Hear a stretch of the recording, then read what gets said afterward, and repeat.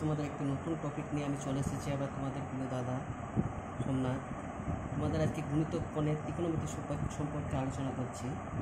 Actually গুণিতক কোণ মানে আমরা কী জানি, যেমন ধরো আমরা যদি গুণিতক বলি কি 12 গুণিতক কত বলি, 12কে 12, 12 দুগুণে 24, 3 12 36, মানে যে কোনো সংখ্যার গুণিতক আকারে সেটাকে আমরা গুণিতক বলে থাকি, তাই তো। যেমন দেখো এখানে sin 2a, এটাকে আমরা কী ভাঙছি 2 sin a cos a, তার মানে এটা এই যে 2a এটাকে একটা গুণিতক আকারে লিখতে পাচ্ছি। cos 2a এটা কি 2 cos স্কয়ার মাইনাস a, আবার কি cos 2কে আবার লিখে যেতে পারে cos square a minus sin square a। cos 2a সমান কি 1 minus 2 sin square a, 1 plus cos 2a সমান 2 cos square a, 1 minus cos 2a সমান 2 sin square a, tan square a মানে 1 minus cos 2a 1 plus cos 2a।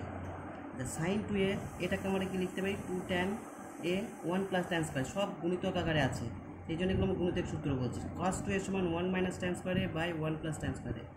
tan 2a সমান কি 2 tan a 1 minus tan square a। sin 3a মানে কি 3 sin a minus 4 sin cube a। cos 3a মানে কি 4 cos cube a minus 3 cos a। tan 3a মানে কি 3 tan a minus tan cube a by 1 minus 3 tan square a। দেখো এইগুলো প্রত্যেকটা সূত্র সব আমাদের এই এ যদি ধরে এর গুণিতক 3a, এর গুণিতক 2a, এই জন্য এগুলো প্রত্যেককে আমরা দেখো গুণিতকের কোণের সূত্রগুলো আমরা আখ্যায়িত করছি। আশা করি বন্ধু তোমরা বুঝতে পেরেছ।